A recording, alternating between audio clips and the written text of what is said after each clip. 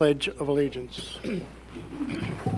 I pledge allegiance to the flag of the United States of America and to the republic for which it stands, one nation, under God, indivisible, with liberty and justice for all. Thank you. Motion to approve the agenda, please.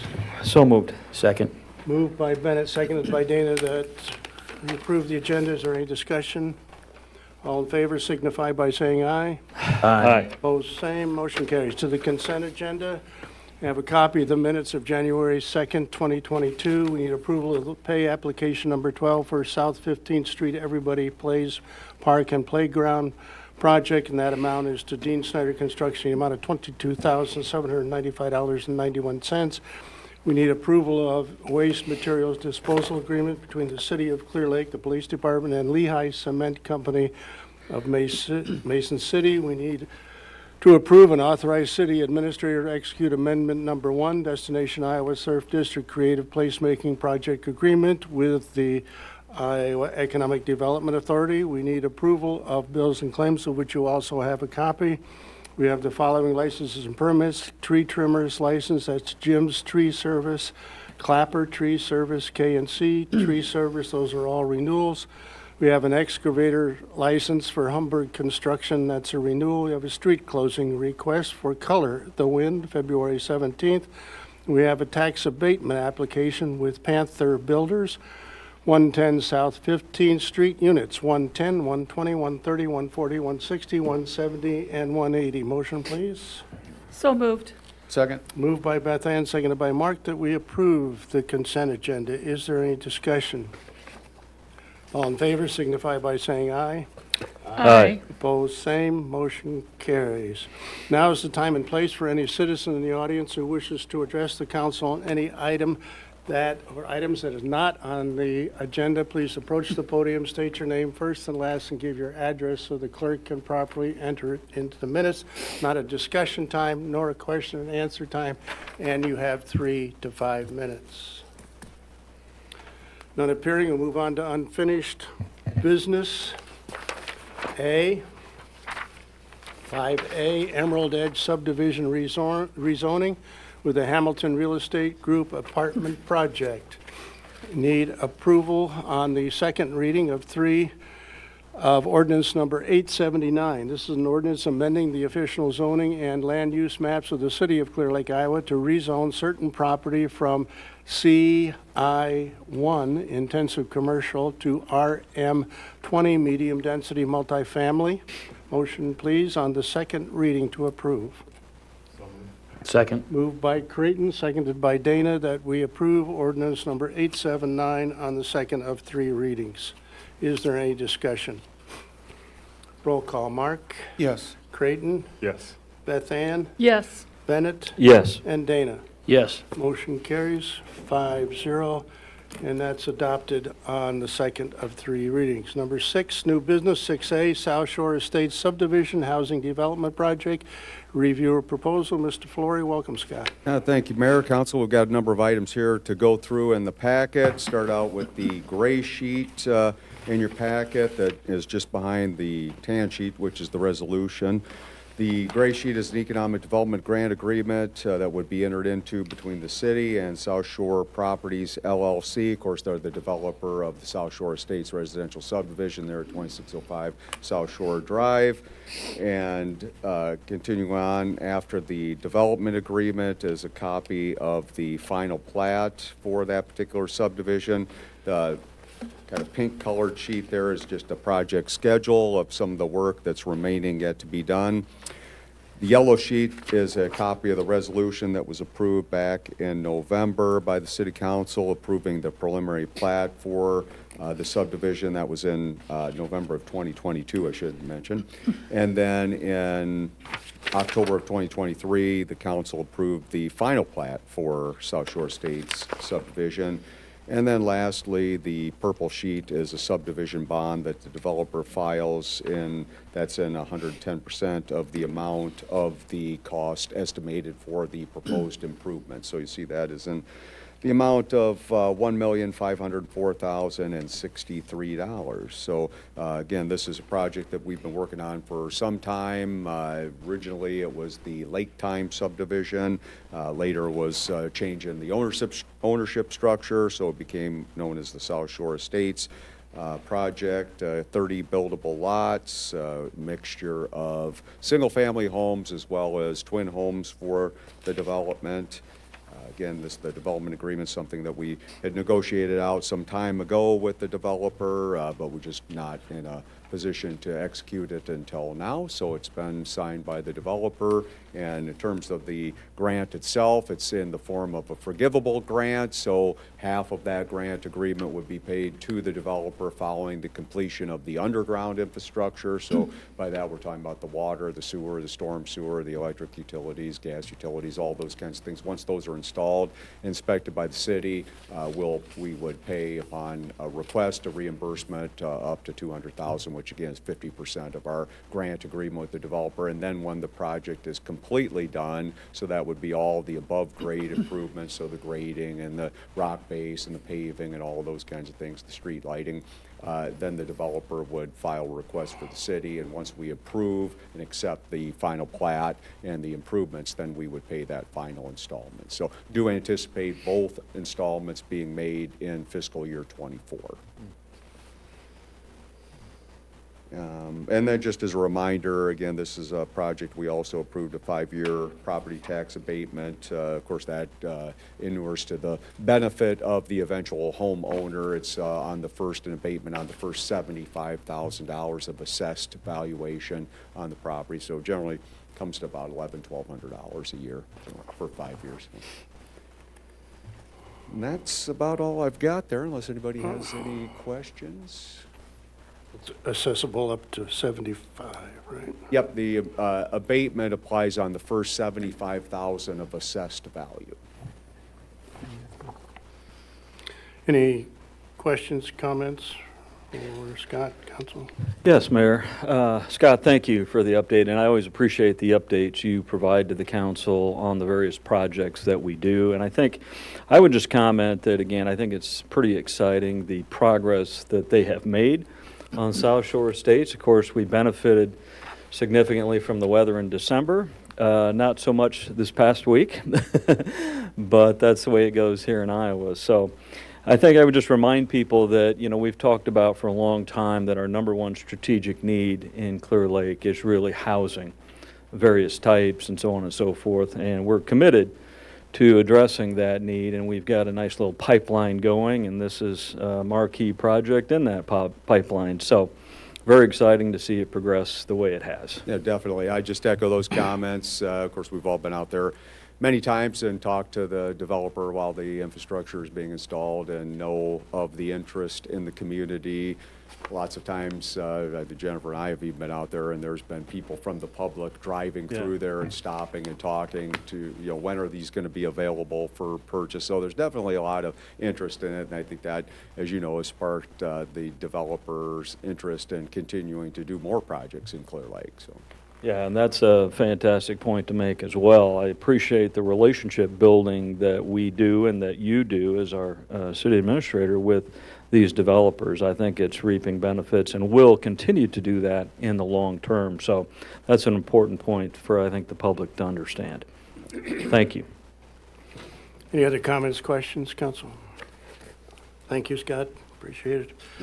Or entertain a motion to approve Resolution 2406, a resolution authorizing economic development grant to South Shore Properties LLC. Motion, please. So moved. Second. Moved by Dana, seconded by Beth Ann, that we approve Resolution 2406. Is there any discussion? Roll call. Creighton, Yes. Beth Ann, Yes. Bennett, Yes. Dana, Yes. and Mark. Yes. Motion carries 5-0. Resolution 2406 is duly adopted. 6B, update and presentation from Atura Architects on the Music Enrichment and Immersive Center, MEIC project. Intro, Mr. Flores. Thank you, Mayor, Council. Just invited Austin and Jared with the Tour Architects here this evening to give a presentation. They've got a couple other items on the agenda for tonight, but it's been a little while since we previously had a presentation on the Music Enrichment and Immersive Center. So several of you are involved with the work group that we have there, and we've made a lot of progress over the last year on this. So we want to give the council an update. We do anticipate that the project will be going for bids here sometime in February. If you recall, we had gone through a pretty extensive construction manager at risk selection process and selected Dean Snyder Construction here in Clear Lake as the construction manager for the project. But of course, there's still the competitive bidding that has to take place yet on the bid packages that are being put together by Atura. But in anticipation of us eventually here, probably in the near future, setting the date for the bids on these bid packages, wanted you get an update on where things are at. I'm very happy with the work that Austin and Jared have been doing for us on this project and working with the North Iowa Cultural Center and Museum, which of course is the 501c3 nonprofit that operates the ballroom itself. So just a really fun, exciting project. I think it's a very transformative project in the Surf District, and one I think everybody that's been involved is real excited about. So I don't have anything further, but again, just wanted you to get an update from the architect on it and kind of laying out the schedule of what's coming for next steps. Any comments for Scott? Thank you, Scott. Update and review by Austin Field at Atura Architects. Welcome, Austin.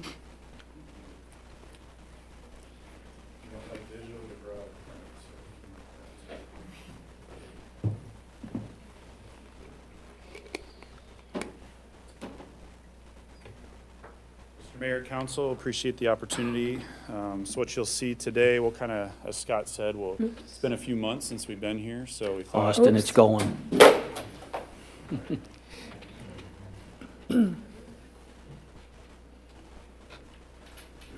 The analog option is failing. We'll just use the digital. You can just set it behind the podium if you'd like. I think one thing to add on to Scott's intro, we did have a meeting with the IDA to give them an update in December, and you could tell the excitement within that group of what this project is encompassing and the impact that it's going to have to Clear Lake. I think what the mayor reference is the shiny penny of the submissions they have for this grant money, so it was well received. Yeah, and so last time we were here, you're going to see a lot of very similar images and floor plans as last time, but the biggest change is we've retained Mechdyne completely, and they've been on board with us for a few months now, and you're not going to see much from them on this standpoint, but that's really driven the direction that we've gone with floor plan, and we've really made a conscious decision to really expand on the immersive environment, so that has kind of restructured the size of the building. So initially, the preliminary plans that you guys saw a couple months ago had about 13,000 plus square foot. We're down to about 10.5. Our engagement in our immersive area is about the same. And really the focus on that was the overall budget of the project, as well as utilizing some of that capital to put into that exhibit in that immersive space. So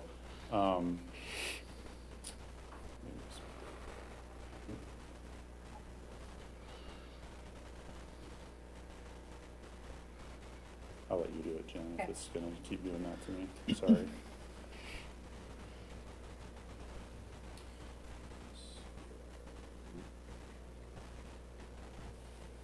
You can go to the next one, go to that first floor plan. So the aesthetic on the outside has remained the same, continuing to stay with a lot of, well, I'll let Jared talk more about the materials and. Yeah, obviously, original intent was to kind of mimic that original surf building that was on the lake, mimicking the barrel roof of the surf along with sort of the Art Deco treatments, certainly we probably have a little bit more flair to the exterior than what the original CERT was. But, you know, we also have the luxury of new building materials and different systems to use. So we're looking at a lot of use of EBIS to give a nice smooth sand finish to the exterior with some highlighted steel colors to kind of fall in line with the theme of what the original CERT was. You want to go to that floor plan? Yeah, so here you can see, and you wouldn't necessarily remember the last floor plan, there was a little more open air lobby space. We condensed that just to be a little more efficient with the use of our space. But as you come in, kind of the main visitor center there will be an office there as well as a small shop and staffing there. So the idea is to be, again, to be the hub of guided paid tours. And so really having a clear distinction of where that starts. And then the main focus of the whole building is really in that exploratory. And that's continuing to be developed with Mechdyne, and they're doing a great job. And the one thing with them is, you know, there's not really anything physical that you necessarily see with what they're developing. It's all digital, so it's really hard to convey when you get in that space unless you're in it. So that'll be more to come as we get further into the design. And then the backside, we have the green room and kind of the practice areas for students. So the MEC can continue to conduct their lessons and have a place for artists to stay, and there's really a great use of that space for the artists. There's a separate access point there, so there's not going to be any issues with community members coming into this space while having access to the green room, and especially if you can imagine on a concert night, you know, having that security there for them. It also gives them the ability to kind of have their own suite, be able to shower and get ready, and even do some recording if need be. But that'll be on that north side there. I don't know if there's anything on that you want to add, Jared. I Go think to- we can probably touch on the exploratory a little bit more. Yeah, go ahead, Jim. Yep, so just a few images. I apologize for the lighting on there. Our software doesn't do a great job of showing the lights in this view, but again, that's kind of the visitor center there, and you can go to the next one. And so one thing that's different, and we would have loved to have kept a two-story space, but ultimately this was just a better, more efficient use of the space. And the turquoise doors that you see there, that'll be the main entrance into that exploratory. Big enough lobby to accommodate, you know, bus groups of, you know, 40 to 50 plus, which is really the key here to be able to facilitate those tours. Go ahead, Jim. So here you can see the exploratory. Yeah, you know, we kind of leave it a little vague and blank. You know, we hate to give away too much of the excitement to it, but given some of the different things that we've seen from Mechdyne, it will be a space that is not common. And preconceived notions of what you will see will definitely be thrown out the window. It will be a completely immersive space, floors, ceilings, walls. You can, These are just other examples of kind of things that are out there. Part of it will have an interactive projected floor. The walls will obviously have movement. There's talk of a kinetic ceiling where the lights will be adjusting and moving up and down too. So it will definitely be a space that will impact, you know, you as a person. Yeah, and I think the big point with this is it's a living environment. So the reason you don't see anything static there still is because it's ever changing, ever evolving, even in your own experience with the, you know, 10 to 30 plus minutes that you're going to be in there. There's going to be different animations that cycle through and different experiences. So it's not, you know, in a lot of museums you come in and the one time you experience it is the only time that you're there. And really the goal here is to have an environment that continues to bring people back, both parents and kids and all demographics. And so, again, it'll be a living environment that, you know, down the road, 10, 15 years, whenever it might be, you might have a totally different experience in there. So those blank walls, and you can kind of get just a very brief view. This is a top-down floor plan of those curved walls. You can, some of the flat walls, and I believe each one of those squares is a projector. The black ones Or the- are oh, no, floor yeah. projectors, and then you have wall projection, and then the blue ones are the kinetic. Yeah, Yeah, so, a lot of different technology that's gonna be in play, along with LED walls and elements. Where's the sound? There'll be sound cloud. Above. yeah. Yep. Yep, and just the stairway up to the second level, ADA elevator. Go ahead, Jim. So this is the green room, and this is very preliminary, so even our casework isn't yet developed. But again, just another space for the artists and for lessons, and have some acoustical treatments in there to provide some better acoustics as well as some aesthetics. That's your secure entry outside. So here's your second level. We continue to have that roof deck. That size has changed a little bit. You know, it's yet to be determined exactly what's going to happen up there. I think regardless if there isn't, you know, specified event, it's still going to be a highly used space. And again, going back to the original surf that had the roof garden up there, and kind of piggybacking off that. The conference center and some of that lobby space condensed a little bit. The conference center, I believe, is still 100 people, as well as a dual-use kitchen, catering kitchen, so you can have access out on the roof deck with that, or catering right into the convention space. And you can imagine a lot of the different meetings and planning sessions and things that go on within the community. There's a lot of great spaces for them, and it sounds like there's always a need for more, right? And so this is a great opportunity, especially during, you know, warm weather months, where you can utilize both the exterior and the interior for those types of events and everything else that's going to be going on in that area. It's really going to help enhance that experience. Just another view. Still working through that. A lot of the design elements within this space. Get another perspective from the rooftop. So, yeah, that's a very quick overview of some of the changes.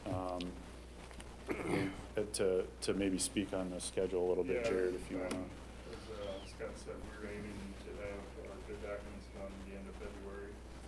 I believe they're gonna start pre-qualifying subcontractors in the middle of February on some of the bid packages, so we are certainly right on schedule to get the ground running in April. Yeah, so the stuff we don't show and you don't see, you know, we've been meeting periodically with our engineering consultants and Dean Snyder as the CMAR, and that's about every 2 weeks. We're meeting and going through those CDs, and I believe we're about, what, 60%?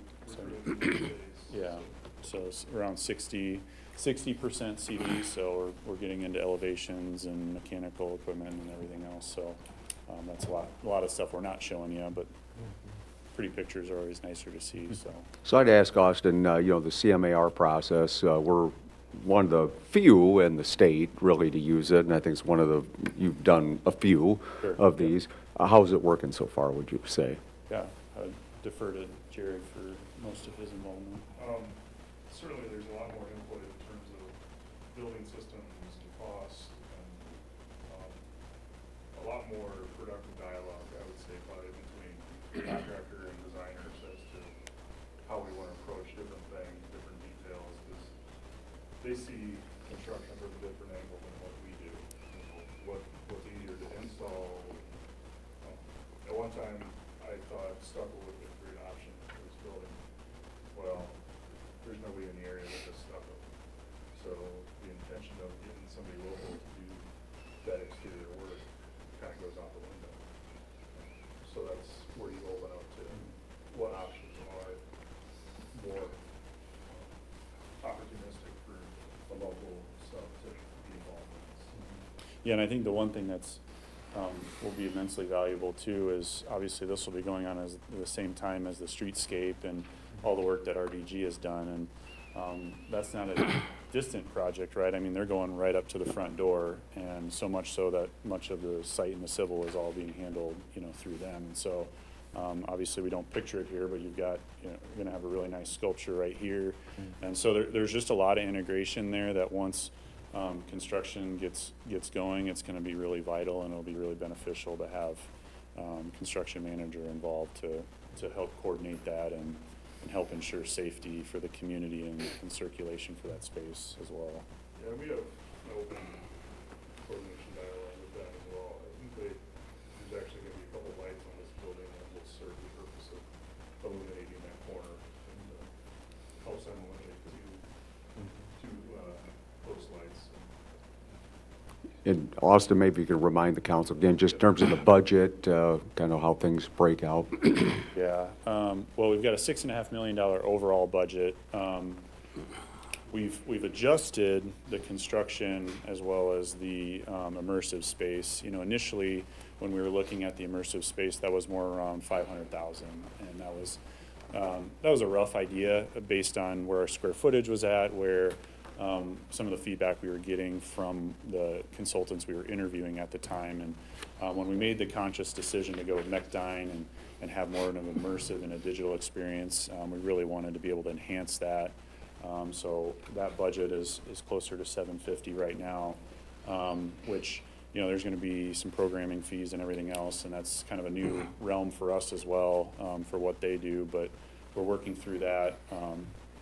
I'll let you speak a little more to the construction It's side. always a delicate dance with budgeting, and I mean, even from our initial concept, you know, the parity of getting down to a size that works within budget and allows us still the opportunity to hit home runs with the impactful pieces. You know, so it's an ever play on a slide rule of where and what the money needs to go. So, Yeah, and so- I think here in the coming weeks, when we get some more money or budgeting input back from the CHR, it'll help. Yeah, Some of that. the goal is to be around 4.5 for the construction. You know, some of the things that we don't yet know, soft costs, FF&E, things of that nature, we can, you know, there's a wide array of ways we can do that, and that's kind of on the back burner. We have money in there for that, but ultimately we want to see where some of these numbers come in once we get the GMP. And, you know, so again, the total would be that $6.5 million. We're leaving ourselves some buckets to play with, and we're just figuring, we just have to wait and see how much we have to dip into this. Yeah. And then the timeline, so we're still looking at April, probably in that time frame for a groundbreaking, about a 15-month schedule for building. We're looking at probably April 1st to, you know, May, June of 25 probably. Yeah. June, substantial June of 2025 is the goal there, so. Fortunate thing, you know, when we started in the spring and the summer, you're gonna get a lot of the weather dependent items out of the way to where cold weather isn't gonna affect you too much. I have no doubt that when this is complete, that it will be one of the top attractions in North Iowa. Bar none. The outside to the inside, those sculptures, when they get on that corner of 7th and North Shore Drive, you know, that'll set it off. Yeah, I think the project combined as a whole will be very exciting, and Yeah. you start to see all that moving and shaking with that. I think there's gonna be a lot of continued development for that area and a lot of opportunity for private businesses and incentives to be in that area. And there is now, but I think you just talk about the beautification, the additional foot traffic, it's gonna be a great asset. Well, I That- think with the story to be told, I think there could be a really delightful surprise for a lot of visitors and local people. Yeah, they need to leave that immersive room, and they'll never forget what they saw, felt. No, Yeah, yeah. You'll be able to write your own ticket, Jared. Any other questions, comments? I was just going to piggyback on, thank you, Mayor, for those good, strong words. I also concur. I think when this is done, it's going to be a real asset, as Nelson indicated, not just for our community, but for all of North Iowa, and be part of something that's transformative. And we're already on the map globally in terms of this, but I think that, again, the Surf District is going to become really our global, the surf is our global ambassador. And I think we're going to build an environment and a district here that's really going to do it justice. It's just plain exciting. That's all I can say. It's just exciting. Yeah, thank you for your involvement in such an impactful project, and I know there's a lot of others that are involved in this, and thank you to all of them as well. And you look at this, and we're all excited for what it does for Clear Lake, but also obviously what it does for the state of Iowa, which is really the intention of that Destination Iowa grant funding, right? To bring people to Iowa to experience it. And so what a great way to experience it, and then hopefully get some of them to stay for the long term. So it's great to see this large part of a super large project, not only for Clear Lake, but also for the state of Iowa. Yeah, I think those are some tremendous points, frankly, and I agree with Beth Ann as well. I think it's very exciting. The word that came to my mind as you gave the presentation is just impressive. And as Scott, you've always pointed out, it's one of 27 landmarks, the surf. And so I think it's just a really important investment that we can make in our community. And as you guys pointed out, so the budget for the immersive component has went up. But I think the important point there is that we really want a state-of-the-art technological experience for people. And so I think that's going to be really cool how that develops. And so thank you again for being here and for the presentation. Thank you. Anything else? Thanks, appreciate it.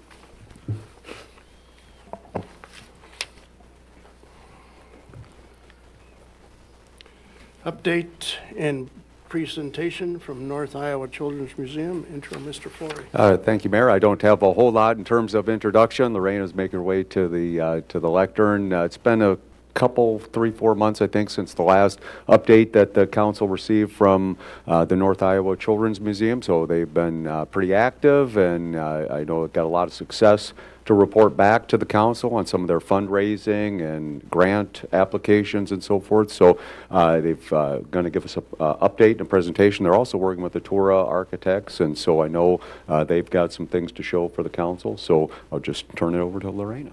Welcome, Lorena. Thank you, and thank you for the opportunity to present an update. We're excited to be here, always a privilege.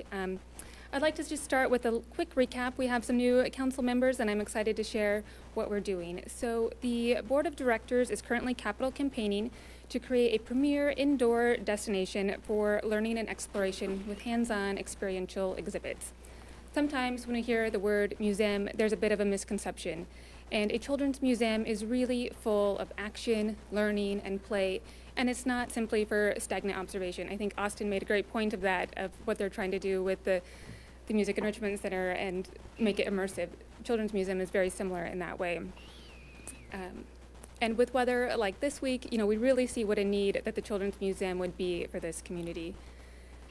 In addition, a Children's Museum would attract young families to the area to live and work. New tourist infrastructure would contribute to the local economy. A conservative estimate would be about $1 million back to the community in the first year. And it will enrich our community's children. Right now, the nearest Children's Museum is about 70 miles away.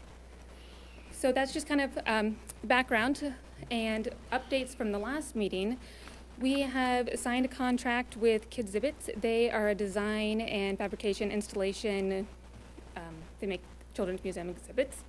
And we are working with Atura on the floor plan and the exterior of the building. And I'm really excited to show you their work. Austin and Reed and their team has really done some really amazing things. So before I get into that, I just wanted to, again, show you what is inside of a children's museum. These are some exhibit concepts that helped us create the floor plan and the exterior of the building. If you haven't been to a museum, a children's museum, it can be kind of hard to imagine. So just to reiterate, these are all hands-on exhibits, and they they show different learning styles. So there's dramatic play, there's science, there's gross motor involvement, there's sensory play with water tables. It's all doing, a place of doing and play and learning. We would love to have a two-story climbing structure of some sort. Again, Clear Lake has amazing parks, but in these winter months, they're not being utilized, and the kids need a place to go and get their energy out. So something similar to this, a two-story climbing structure. So, this is a kind of preliminary floor plan by Atura. We are anticipating about 30,000 annual visitors. Parking allows, 30 stalls. When you walk in, be greeted by the reception, but also have a great line of sight to the active feature, hopefully something like that two-story climber that you just saw. There's a rental space. In talking to other children's museum CEOs, this is really important. This is the birthday parties, the meetings, the conferences, the school field trips. Really important. It's always booked out in all the other children's museums that I've talked to. Above that is more exhibit space. In total, we have about 9,000 square feet of permanent exhibit space planned and 1,000 square feet of rotating exhibit space. The rotating exhibit space is also really important because that is what will keep the locals coming back to experience this again and again. There are companies that build these exhibits and they travel the country and install them in the museums. You have them for 3 to 6 months, and it's whatever the it thing is. Right now it's Barbie is one of the rotating exhibits. This is one example of what it could be. We're really excited to see our kind of mission come to fruition here and what it could look like. So that glass area would be, you could potentially see that climbing structure or some exhibit from the roadway. Just different viewpoint. One thing that's important is that the kids know that this children's museum, this building is for them. So we want it colorful and whimsical and, kind of different lines, glass, just different ideas of making sure kids know to stop here and this is a place for them.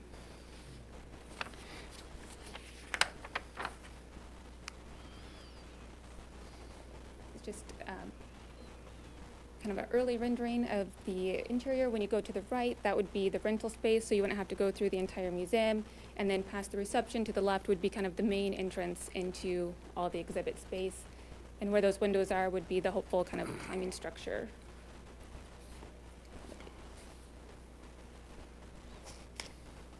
Yeah, do you have the link?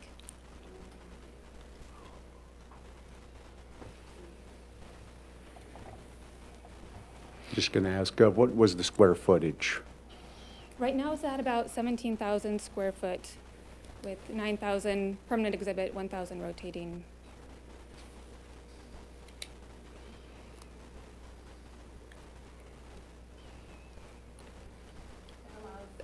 Permanent staff of about 5, space for them, some flex space for day camps, summer camps, different programming. So there's still some wiggle room in there, but that's kind of for second draft. In terms of the size of the property it would be built on, what size property? So the properties that we're looking at are about 1.5 acres, and that would be ample space to have parking for 30 spaces for cars, as well as that size of square foot of building. I can keep going if you want to wait. Okay. So just more about the lot and where this would be. We are exploring lot options in Emerald Edge.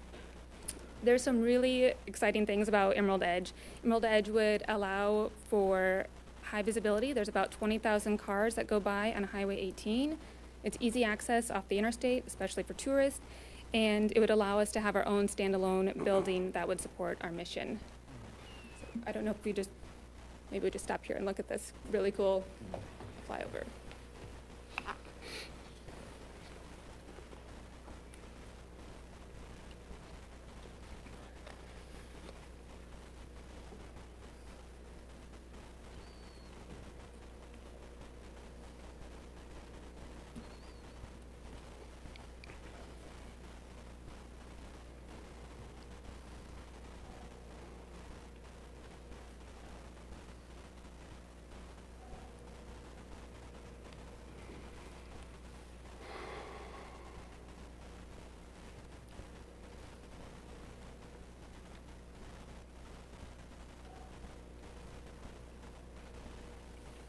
So I hope you could see it, picture it, get excited with us.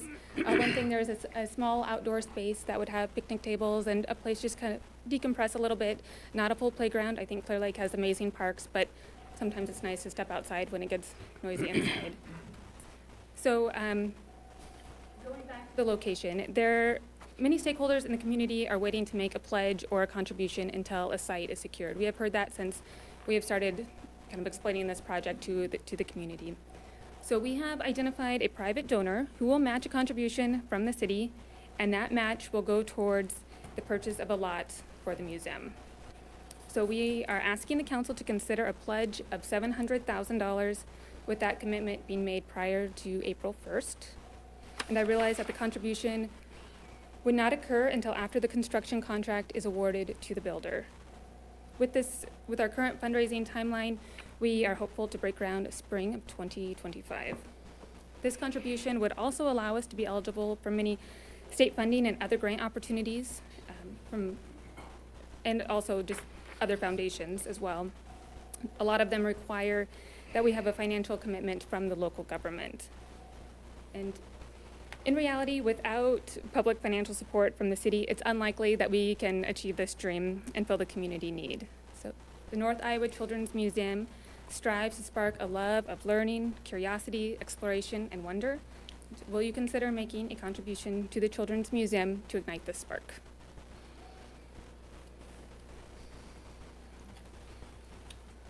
Thank you. Is that your? Yeah. Okay. I have some questions, and then, Council, I appreciate your input after this as well. What role really does the council have here, other than $700,000? We would like to show that the city is supportive of this project. The stakeholders in the community, I think that's kind of the impetus of them pledging and making their own contributions, is that they need to know that the city is behind this project. And so if we can demonstrate that, that would help stakeholders. It would also allow us to be eligible for state funding that we're not currently without local government support. And who would own this acre and a half? So a private donor would buy it, and then there would be discussion if they would lease it to the nonprofit, the 501c3 of the Children's Museum, or to the city. There's a meeting tomorrow to discuss that. So that's a point to be discussed yet. Yes. Okay. So the process, I guess, I'm having trouble getting my fingers into it here, is there's a group out there somewhere, right? We have a board of directors. Ah, Yes. all right. Many of them are here with me. And they're the ones that are planning this? Yes, we're working, we have a board of directors, we're working with Atura on the building, we're working with Kidsibits on the interior. We've been involved in the community, getting feedback from them. But yes, there are 7 of us that are spearheading this. And so to go back to, I don't mean to override this, but to go back to what you said earlier, this could be a nonprofit on city property? So yes, we are a nonprofit, and there's a meeting to discuss kind of the legalities of it and how that would work with the contract. But I think there's a precedent for this, that it happens in other. Scott, We're in a lot of public-private partnerships. I'm just trying to see how all this fits together. Who is the board is the one that's going to be in charge of this whole operation from here on to the end?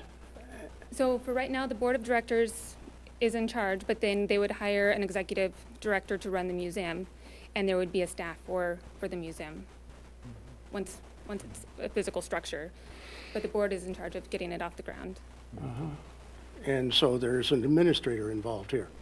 Yes. Okay, right from the beginning, or when does that? We have not hired an executive director yet, so it is just this board of directors right now. And the nonprofit then, if it becomes a nonprofit, then they will be the ones who will pay the administrator, et cetera, et cetera? Yes, we are already a nonprofit. We have our 501c3 status. Oh, okay. Interesting. Will you be in charge of admission? Will you be, how? Yeah, it'll be run like a full business. So there'll be admission to go to attend the museum. There'll be an executive director that will kind of set those parameters. We'll contract out finance. There'll be IT.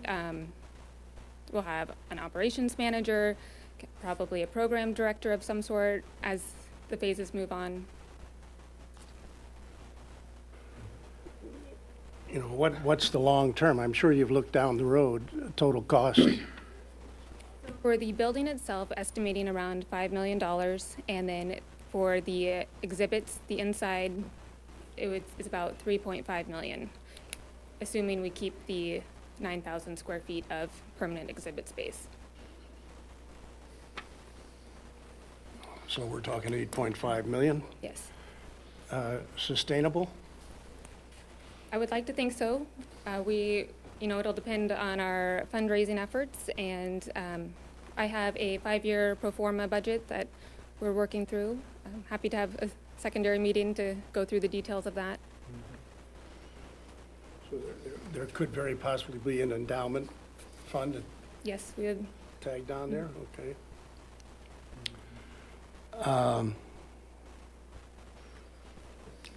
Any other, you said 70 miles away earlier is the closest one. Yes. I think one of my daughters took me in the one at Coralville. I can't quite remember that, but that,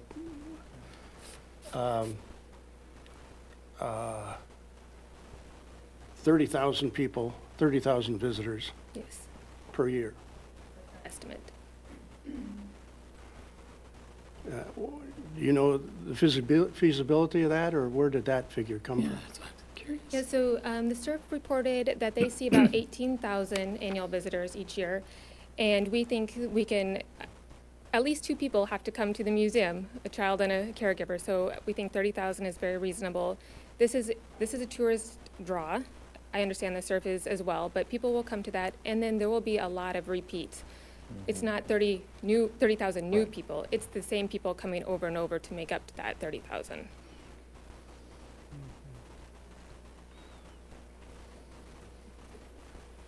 Okay, thanks. Dana? Do you have a estimate of funds that you've collected so far? We have about 600,000 committed. A hopeful.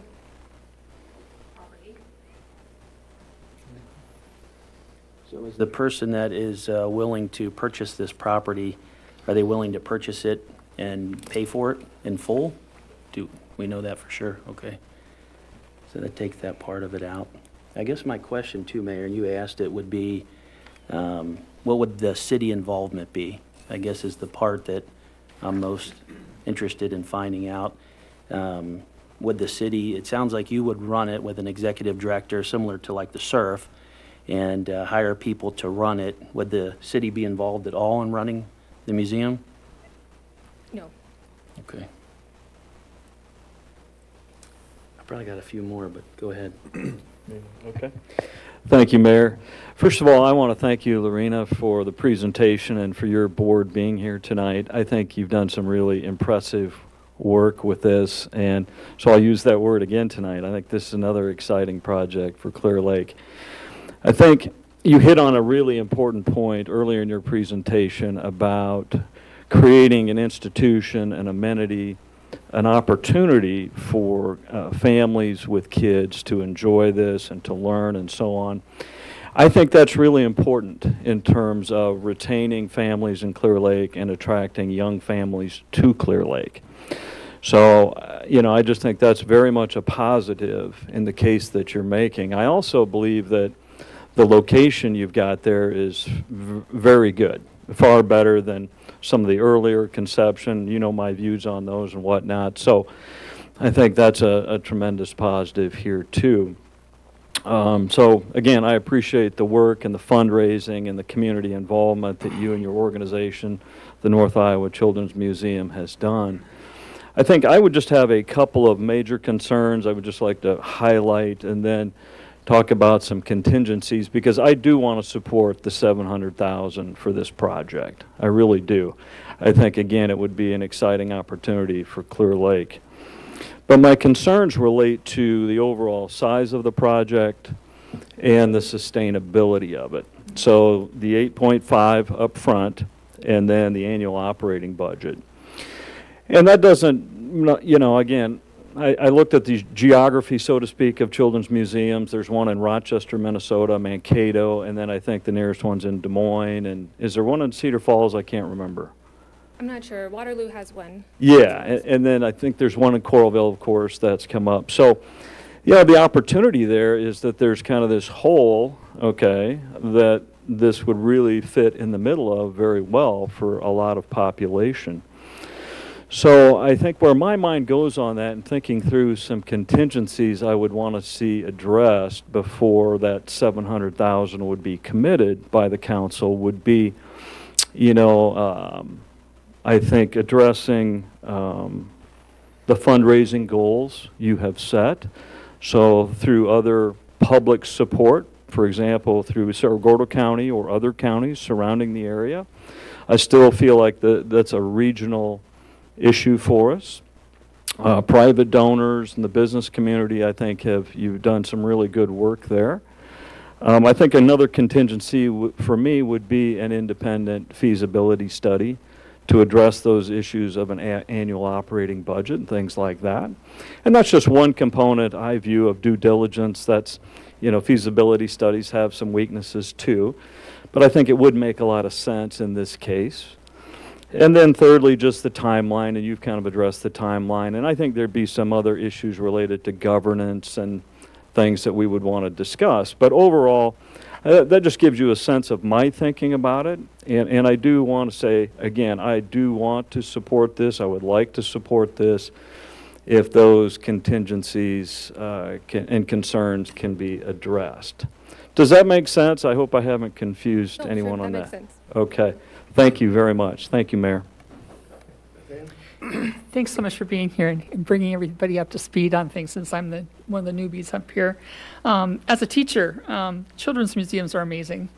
My husband and I always took our girls to any children's museum we could get them to on our vacation, so I know how wonderful they can be. And I, too, am in favor of the $700,000 because I think the community does need to be behind this. I do want to make sure, though, that we are able to continually sustain a museum. We need to make sure, you need to make sure, as a 501(c), that you can make sure that you can sustain the museum. A great fear that a city can have is that we help you get started and all of a sudden you're coming back saying, oh, we're in trouble, bail us out. We don't want that to happen because we don't want that to be a failure. We want a success story if this is going to happen. So we would want to make sure that you guys are ready with that you have enough donors. This is the North Iowa Children's Museum. Make sure you've gone around to other communities and say, are you in with us on this? This is a great thing. Our own community is behind this. It's a North Iowa thing. We're on the interstate. We're going to bring people in. Maybe they'll go to Chick-fil-A in Mason City. I don't know. You know, we have no idea. But the whole idea is make it a North Iowa project too. I think there's a lot of really good stuff that can happen in a children's museum, and it does bring a lot of people to the area. So I really do think it's a great plan, but we've got to make sure that we can sustain that plan and keep everybody in the North Iowa area really excited about it, and that you're ready to fly with that. Thanks. Great. Thank you for being here and for the presentation and for all of your group's work over a number of months. And that goes beyond the planning for this facility. My family, of course, is newer to Clear Lake, and we've enjoyed your group's involvement in the community already. And that's very important for me. This isn't just a project that you're putting on paper, that you're showing us diagrams, but you go to Thursdays on Main, you're there. My son stops and spends more time there than he does anywhere else on Thursdays on Main. You're involved when we have events out at the Wellness Center. Meet a Machine event was fantastic. Yeah. And it wasn't just people right here in the city. There were other people. I saw a friend there who lives in the county, and he had heard about it, and he was at the event. So those are the same types of things that we can, of course, expect in the Children's Museum for the future. But I think it's great that before you've even raised those funds, before you've had the commitment, you've gone out there, you've interacted with families, you've interacted with children. And I, for one, have appreciated that, and know my family's appreciated that. My kids have enjoyed it. I would be supportive of the 700,000 and really strong support, knowing that there's others in the community who have already given and feel strongly about it. And hopefully this would be a jump start to others coming in on board. And I think there's, of course, many things that need to happen between now and when this is constructed, and there's things, concerns and those sort of things that should be addressed as well. But just appreciate what you've done so far and looking forward to the project moving forward. Thank you. Mark? Thank you for coming. I echo a lot of the statements by my peers here. I'm trying to wrap my head around the numbers. So you've got 600,000 committed. Yes, not cash on hand, but committed. Right. And then another 700,000 potentially As a match. as a match. So you touched on the piece of ground, Yes. and that meeting is tomorrow. Yes. And did you say that that donor would purchase the land and maybe lease the land back to the museum, or? Yes, the details are to be worked out. They would either lease it, they would buy it themselves and either lease it to the 501c3 Children's Museum or to the city, and we have not worked out all the contract legalities of how that will work. Okay. But it would be like for $1, Okay. the lease back. It's a donation. Right, okay. I mean, that would be something I would want to know more about before proceeding, obviously. No, I think it's great. I have teenagers. Would this be good for teenagers? I'd love to have them work at it. Volunteer at it. Yeah. Oh, that's good, okay. All right, thank you. Thank you. I think everyone here, Lorena, is definitely in favor of it, but it's the process that I think needs to be cleared up for us. You know, there was a time when someone knew something and they said, oh, don't you know where this is going to be and what it's going, well, no. So if we're going to commit this 700,000, it would be good for someone to keep this council in the loop here, so that we aren't in the dark. And, you know, there's a secret out there and there's a secret over here, but we don't all know about this. It's much better that we are part of the process. Absolutely. I'll keep you And updated with regular updates. that would be very, very helpful. Because would this be good for our community? Most likely, yes. I would hope that it would succeed and make this town even better. That's all of our concerns here. So, thank you for being here, and council, any action that you'd like to take on this 700,000 this evening? So I'll just chime in at that point. So essentially what I would need is just kind of a head nod from the council to suggest that I could start working on the process. So there's a process, of course, involved in all of these things, the legal process and administrative. And so to do something like this, we would have to, if it was the will of the council at our next council meeting on February 5th, you would have a resolution to consider this as a $700,000 contribution to the project.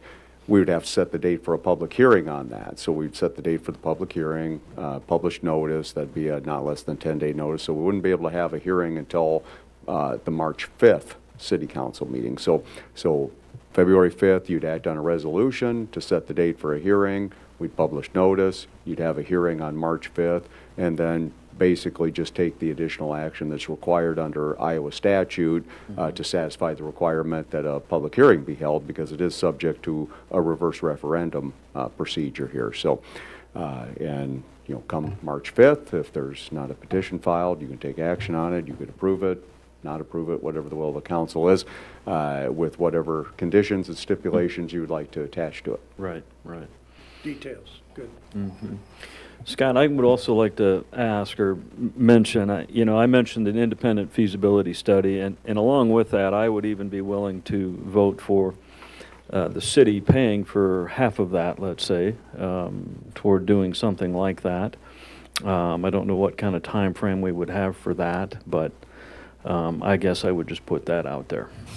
Yeah, I think that for the next phase, that's probably something that would take considerable time, I would Yeah. think, or several months anyway. But I think for the next steps would be to, again, satisfy the legal measures to take the additional action required under Iowa statute to hold the public hearing. And once you clear that threshold, then, you've got, I think, confidence that ultimately it's in the hands of the council.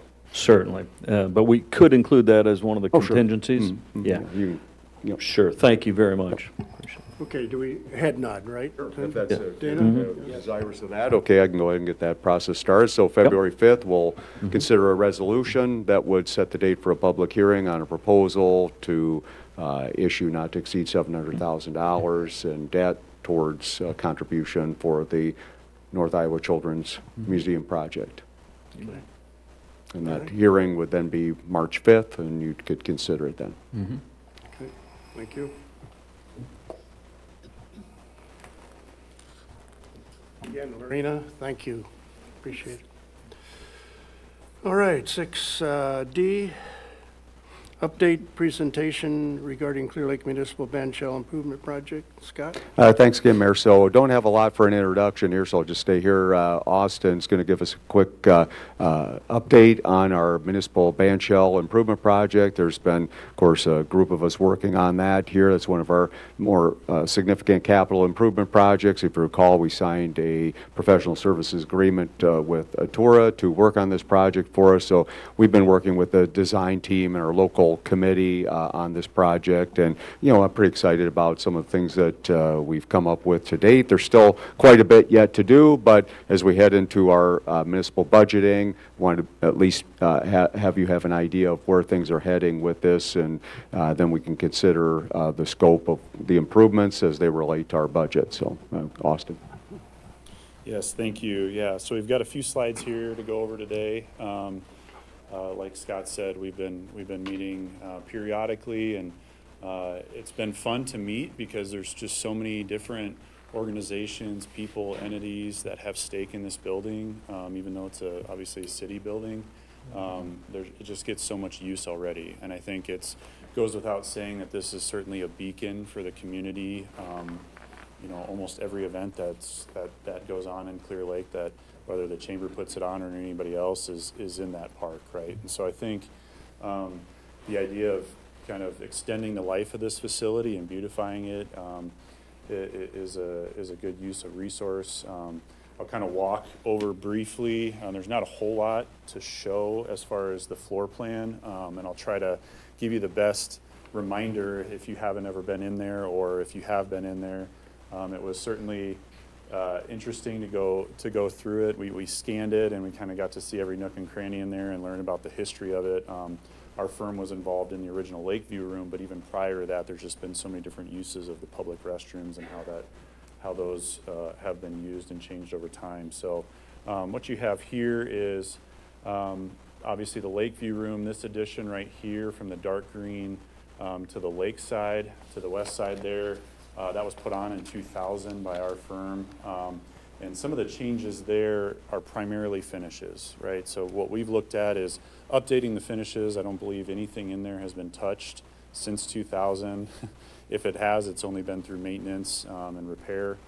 So what we're looking at doing as far as this project is all new finishes and fixtures within the restrooms, the public restrooms, so the accessibility there, making sure that there's items within there that are going to sustain the abuse and the use that they get. I think everybody's been in there during 4th of July or another time, and it's pure chaos, right? I mean, there's just so many people, and I think they've held up well this far, but it's just looking at updating those. One of the main, and then obviously the finishes within the Lakeview room, especially with kind of audio, visual, AV, really being able to enhance that space from the rentability. I know it gets, it's probably, I don't know if it's always booked, but it gets used right now, and I think being able to enhance that with whether it be monitors or speakers, being able to allow for more conferences or meetings, but as well as parties and other things that would get used for. So providing the necessary equipment for that. Updating the kitchenette space and just refreshing that. We're adding a small fridge on the side. We're going to have a beverage cooler below the kitchenette, as well as a fridge. A lot of what they use there now is people come in for parties and they've got big trays of things, and so just a functional approach of the space that's there to allow for beverages and that sort of thing, and platters. The biggest change in there is the ADA lift, and so I think one thing that space has provided us is, without having to alter the stage or anything else, we're able to get in there and have an ADA lift for performances, bands, services, whatever it might be, to accommodate those that would need it. And that there's not a whole lot of modification there. This wall right here is existing, so really the architecture of that area is gonna stay. It's more or less opening that up to allow for that lift to access the stairway that heads back to the backstage area. In addition to that side, so this side we're utilizing for the lift and for storage. The other side, one of the big things that we've heard from a feedback standpoint is having a separate private restroom within that area. So if you've been in there now, you've inevitably been in a meeting or something where somebody walks in from the public restroom and they turn around, they turn the corner and they stare at you and they're just confused, right? And everyone in the meeting is confused as well. So this provides a little more secure access and privacy, both for any events or meetings that are going on in the Lakeview room, but also for the stage and any performers that might be at the event there. So, and that's really just the plumbing and everything else runs right through there, so it's minimal. It's just enclosing that area and maintaining ADA accessibility within the public restrooms. And then because we're eliminating those doors, we're going to be opening up those vestibules, which is a really good space to still allow. There's still a need to have access into those public restrooms for bigger events and that sort of thing. So we're able to do that with the current architecture. And then right now, if any of you have ever been back there, there's a couple of separate rooms, and this line right here is just indicating a demoed wall. So that won't stay there, but there's a lot of storage back there for your municipal band and for Zion in the summer, and that's all going to stay. Really, it's going to be some finishes in there, some storage racks, and then opening up those two walls to have more efficient use of that space. The biggest change would come in what we consider the green room here. There's already restrooms, or there used to be restrooms in these corners right here. We're just going to revive one of them to allow, again, for performances or bands or whatever it might be, that events where you're going to be doing something on the stage, but the Lakeview room is occupied by a different group. So that'll allow for the restroom there and quick accessibility for in between acts or whatever it might be that's up on the stage. So nothing real big changing there, but it's important, I think, with the minimal changes that we are doing. I think it's going to enhance a lot of the usability of that space and accessibility for it. Jen, if you want to go forward. So this is the current structure. I think a lot of our goal in starting this was, the main thing was finish it with materials that don't require a whole lot of maintenance, right? And so right now there's a lot of EIFS, there's some stucco, I believe, and plaster that due to moisture buildup, there's separation there, and so it's a continued maintenance item. And then there's also just some desire, just from the beautification of it, just to update it. So we kind of looked at it at two different approaches. We talked about those items, and is this purely a paint and finish approach, or is or are there certain items we want to look at more of a longevity and more of a larger impact and appeal for the facility. So we kind of have two different approaches to it, and we're working through that. One of the big items is the cone, and that's the harder thing to maintain, both with just the complexity of refinishing that structure, the accessibility to it, and the shape of it. So we're looking at a few different materials there, one of which should be very similar to the distillery. It's a composite wood cladding. If you've been out or by the distillery, kind of that wood cladding, and so this is a rendering. Really, it's primarily finishes, but you can see the cladding here.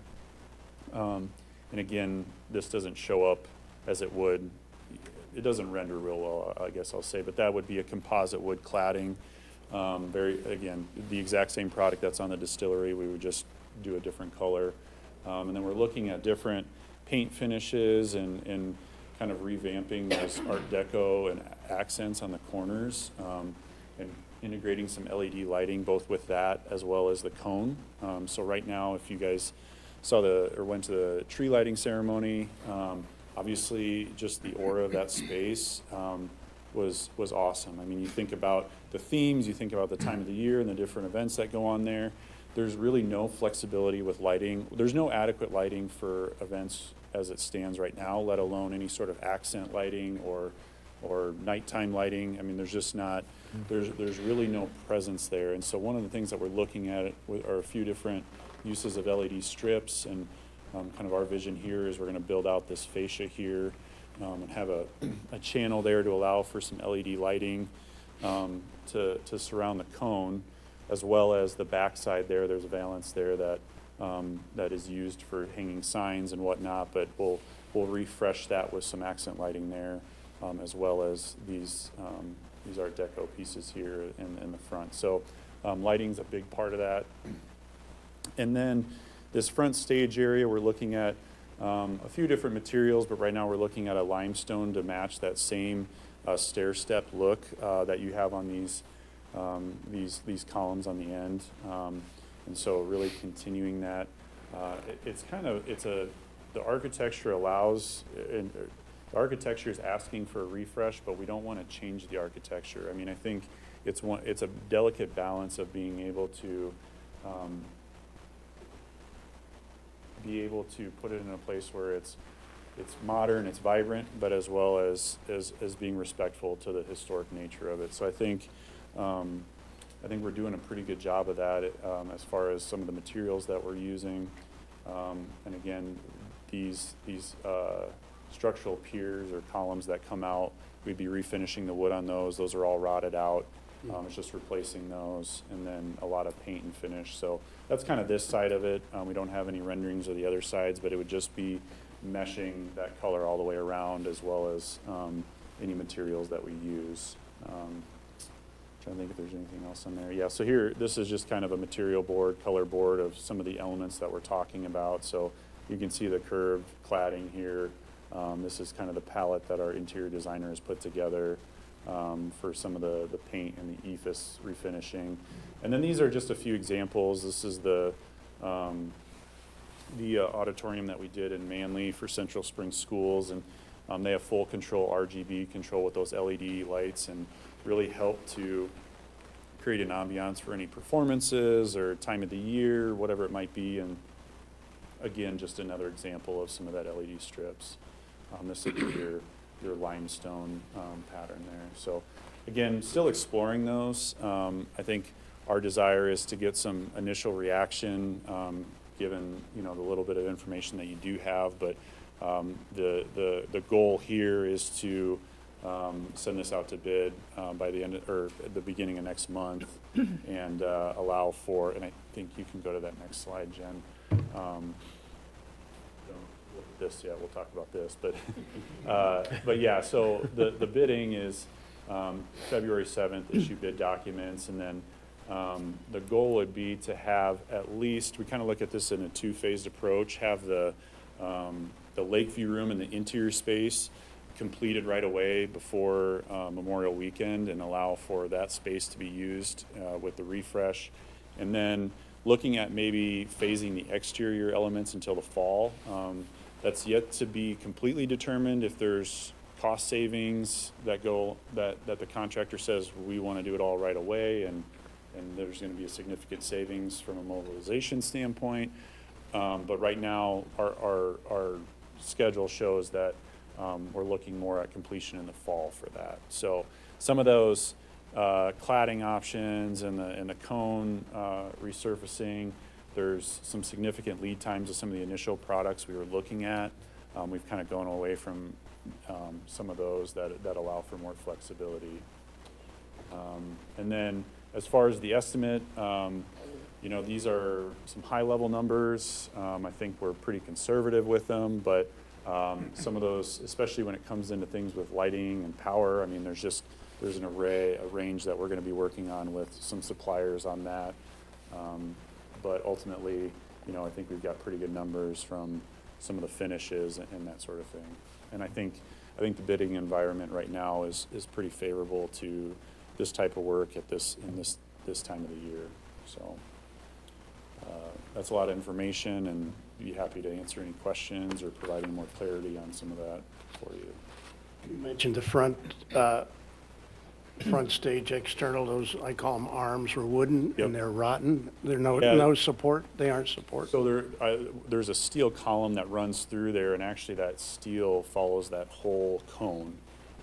We have some early on construction photos of that. So they are structural, and you would actually see that in the green room. You can see the soffit there that runs with it, but the wood is just decorative right Oh, now, okay. so it would just be replacing that.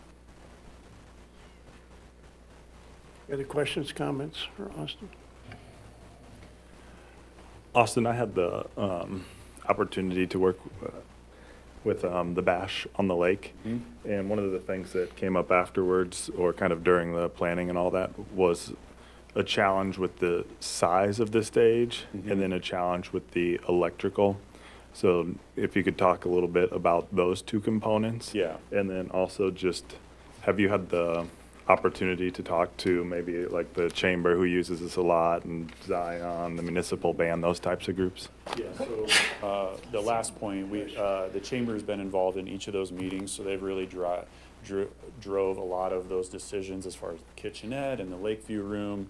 We're looking at PA system just for the use of events, so there's a efficiency there with not having to carry over, you know, speakers and all that sort of stuff. So they've been fully involved. I've spoken with Brandon Borseth on municipal band on it, and yeah, so there's been a lot of communication there.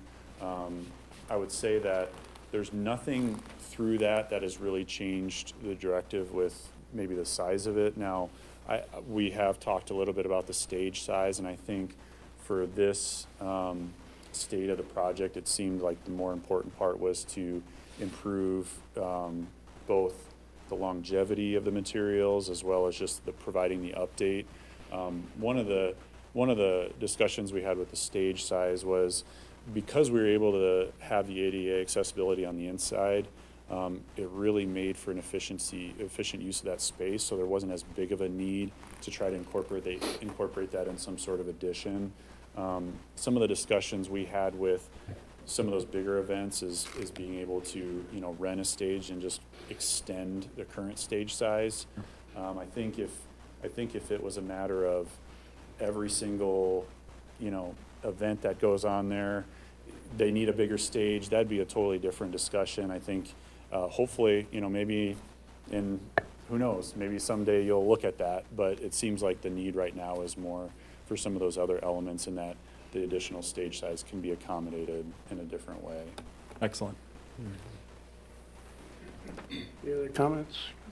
Yeah, I was just going to add, Mayor, I think, you know, there's some really important maintenance issues here that we needed to address, and then I think this project takes it to another level in looking at some substantial improvements in terms of the Lakeview room, the technology, and I would also mention at the same time, though, I think part of our goal is to maintain kind of the historic look and nature of the band shell, and I think you've talked about this, Scott, can probably articulate this better than I can, but I think we're balancing those needs in terms of the materials we might use and the look and things like that. So we are sensitive to that.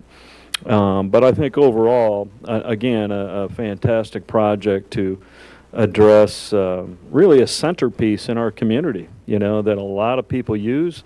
As Creighton mentioned, a lot of fantastic events occur there, and we've always been committed to improving our infrastructure and amenities, and so again, a really nice improvement. So thank you and your team for working with us on this. So. Austin, I just have a quick question. Electrical upgrade? I can't see that far away in that Yeah, the so letter. we initially talked about that, and the feedback we got was it was maybe more an accessibility to outlets than it was the actual electrical upgrade. So that has been, the service that you have there, the panel that you have there is adequate, and actually I don't fully understand it, Jim explained it a little better as far as the liability that goes into that and the separation, that when you do have a big event, there's actually a separate panel or access that's brought out for that liability's sake. But from my understanding, and I haven't had, detailed questions with maybe, some of the bands that made those comments and why they made those comments. I don't know if it was just the accessibility to outlets but from my understanding, there hasn't been any bands that have had issues with the adequate power supply. It's maybe more the accessibility to the outlets. And one thing we are doing is there's vacated outlets along the front of that stage that we're going to be bringing back. So there's going to be additional outlets accessible on the front side of the stage. The outlets on the back are adequate. I think some of the Lakeview room outlets, it's more of the circuits that they're on, and we're going to be updating those so that there's not, circuits that are breakers that are tripped just due to either crock pots or whatever the use is in those spaces. So I know for Zion, when we have at Park service in the summer, we use that big accessible panel that Jim showed us that's on the south side. So that gives us that extra that we need. We don't have to worry about anything else. So, Yep. yeah. And I don't know that I remember when that was done, but it's relatively recent. Yes. Yeah.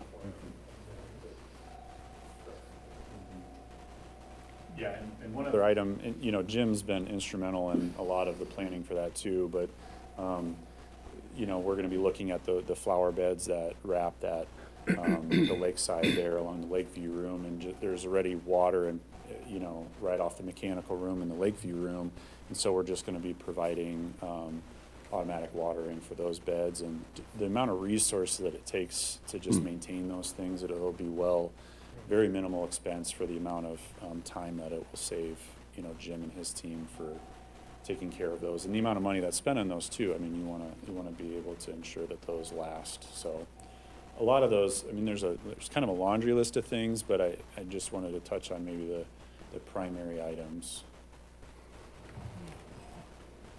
So just as Austin mentioned, we're probably looking at bringing this back sometime in February to get some bid date established here for this, but, we still got a little more work to do, but just wanted to give you an update as to where things are at, but a lot of good things happening. I think you mentioned 2000, I think it was like 1998 when construction started on the Banshell addition there, and, amazing in 25 years how things change. It doesn't seem like that long of a stretch of time, but it's come and gone pretty quickly down there. So. Yeah, right. Thank you, Austin. Yep, thank you. Chief of Police report, update, police captain selection process. Welcome, Chief. Evening, Mayor and Council. I'll keep this quick so we can get out of here. We got some important stuff going on at 7 o'clock tonight.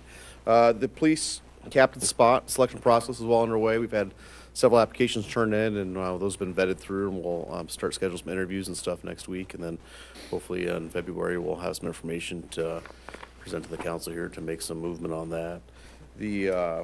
Our news dispatcher started last week. Charlene Schmidt, she moved up from Texas, is purchasing a home this week in Manly, and she is well into her training there.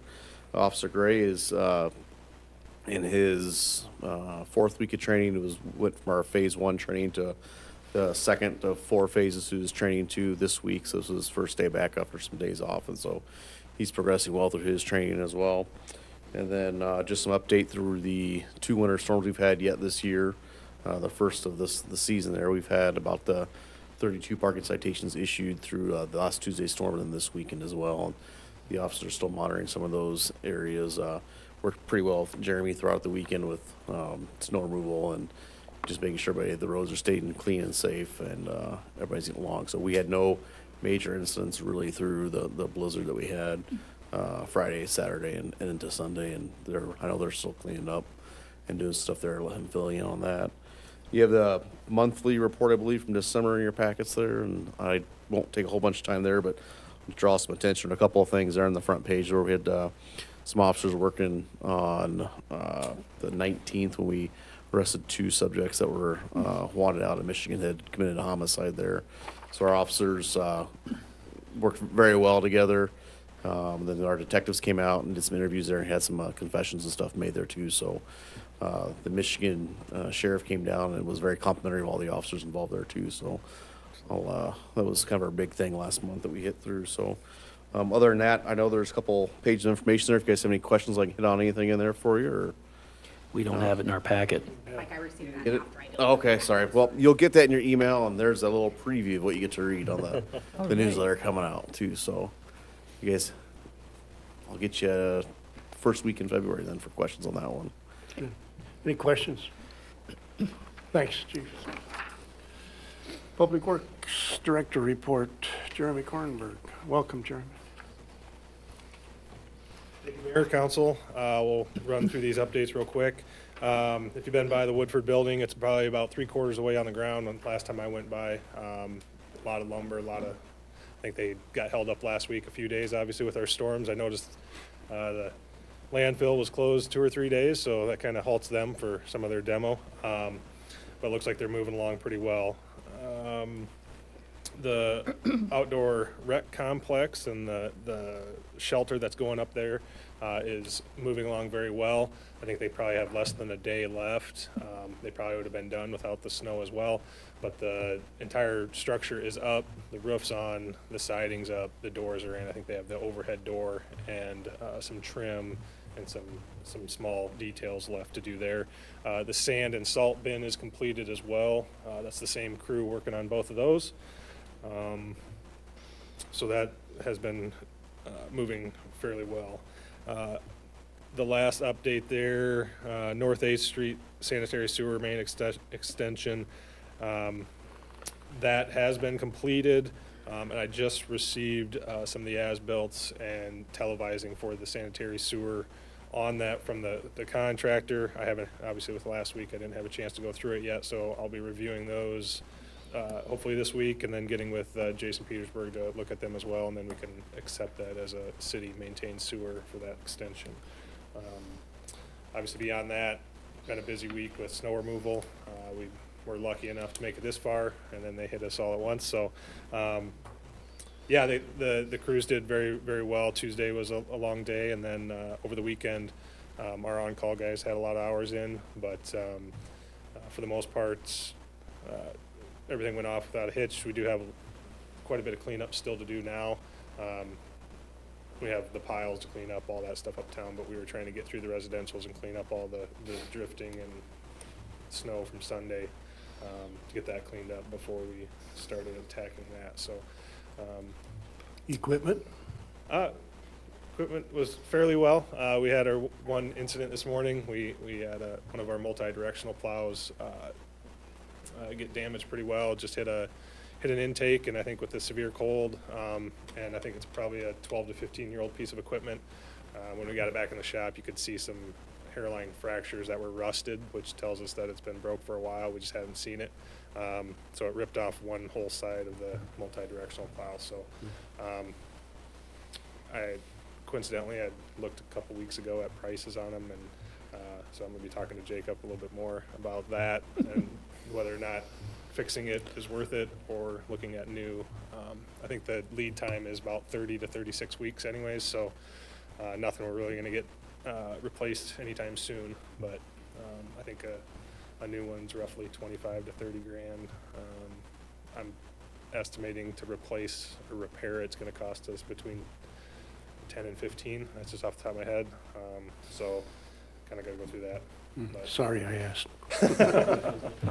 No, it was a good storm up until this morning when that happened, so. Thanks. Yep, thank you. Appreciate it. Mayor's report, appointment of at-large Councilman Creighton Schmidt to the Wellness Center Advisory Board. Recommendation, motion. So moved. Second. Any discussion? All in favor? Aye. Opposed? Motion carries. Scott? Thanks, Mayor. Just run through these real quick. Just a quick update. Still doing a lot of demolition work here on the City Hall building project. So we walked through that last week, and it's completely different than what you would remember. There's no walls up anymore. It's just a big wide open space and a lot of saw cutting into the concrete floor where some piers are going to go in. So just again, a lot of demolition activities going on there. Did want to mention on our raise project, we've got consultant interviews scheduled, and that's for later this month.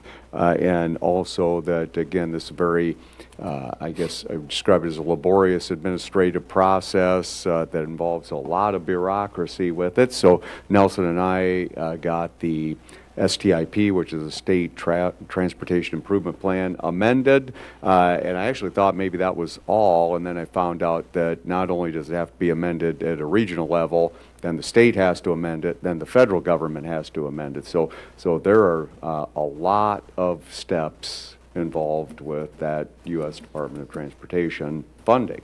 So we're working our way through all of those things. And then last, I just wanted to mention that I've had a couple of you ask about, an earlier start time for council meetings and the process on that. It would just require a ordinance change, but if you're amenable to that, the feedback I've gotten is moving it from 6 to 5:30. So if there's general agreement on that, we can go ahead with an ordinance on that if you'd like. I think it'd be a good idea. Okay. I agree. Okay. All right. Dana? That's good. Good. Okay. All right. That's all I've got. Anything else, council? Meeting adjourned. Thank you all for attending.